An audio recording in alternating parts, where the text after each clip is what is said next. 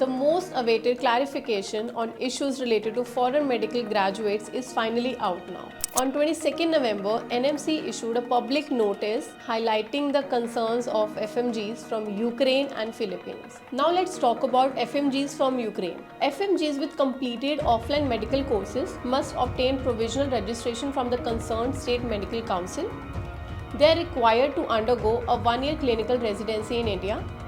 They are eligible for stipends on par with Indian medical graduates. Now, FMGs with break in final year due to COVID or war, they must undergo one-year clinical clerkship in India to compensate for deficiencies in training.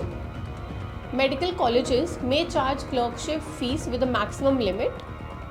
They are also eligible for stipends equivalent to Indian medical graduates during clinical residency. Now talking about FMGs with break in penultimate year, that is second last year due to COVID or war, they also must undergo 2-year clinical clerkship in India supported by logbook.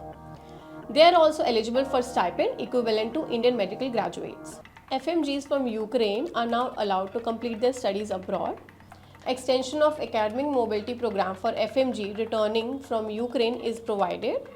Transfer and migration to be availed within 3 months from the date of notice, that is 22nd November 2023. Now let's talk about clarification for FMGs from Philippines. BS course in Philippines from 18 November 2021 is not recognized, and FMGs in MD course from this date can complete the course and qualify for FMG examination in India. 1-year internship is required after FMGE for compensation. Also, is there any time limit for FMG examination? Yes.